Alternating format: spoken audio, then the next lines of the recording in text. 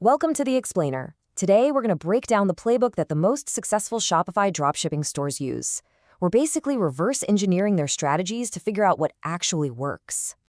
Okay, let's just dive right into the big one, because this is the question every aspiring entrepreneur has on their mind. Is the golden age over? I think with all the competition out there, is there even any room left to succeed? And here's the honest answer. Yep, it absolutely is a dead end if you're stuck in that old way of thinking. You see, that endless hunt for a single winning product, that's precisely why most stores fail. The ones that succeed, the ones with real staying power, they share a secret that goes way, way deeper than just one item. So that's the crucial point, right? This kind of success is never an accident. The stores that truly last are built on a rock-solid strategic foundation. You can think of it like a building held up by 3 core pillars. It all starts with the first and, honestly, the most important pillar, the core brand. And listen, this isn't just about a fancy logo or a catchy name. We're talking about the very soul of the business, its actual identity. And you know what? It really boils down to 2 simple but incredibly powerful questions. Who are we for, and why should they care?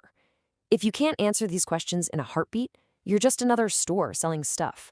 But if you can, well, then you're on your way to building a real connection with people. Let's look at notebook therapy. This is a perfect example. They don't just sell notebooks and pens, right? They sell a whole lifestyle. Their brand is this mix of a very specific, curated aesthetic and the idea that you're joining a creative community. They know exactly who they're for, people who love journaling, and they give them a huge reason why they should care by giving them inspiration and making them feel like they belong. All right, so that brings us to our second pillar, the conversion engine. Think of this as your digital storefront. Its one and only job is to take people who are just browsing and turn them into happy, confident customers. So what does that engine need to run? Well, a professional design and great product pages are a given, but trust signals, oh man, those are absolutely huge. A fantastic example is pillow slides. They found a viral product, sure, but then they loaded their website with things that build instant trust. You see as seen on TikTok badges, customer reviews everywhere, star ratings. It all works together to get rid of any doubt and just makes you want to hit that buy button. And finally, you can have the best brand and the best website in the world, but it's all for nothing if nobody ever sees it. That's where our third pillar comes in, the traffic machine. But here's the secret. It's not about being everywhere at once.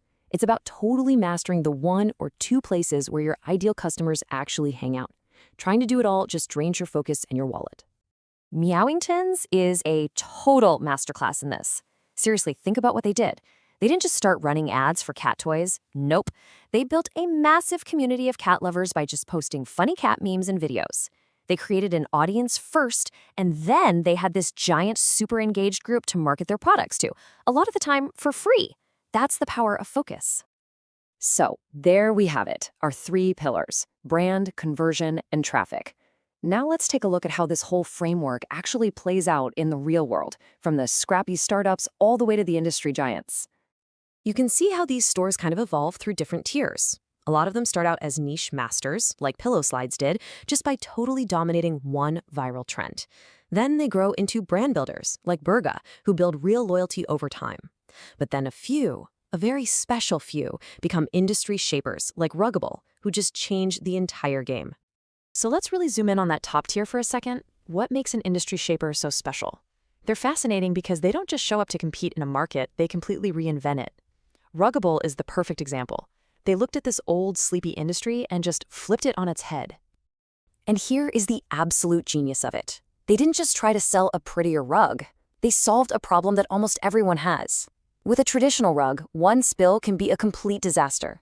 With a Ruggable rug, it's just a trip to the washing machine.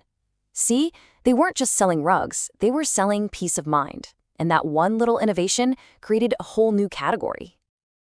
And what's the result of solving a problem that big? Well, a business that pulls in hundreds of millions of dollars a year.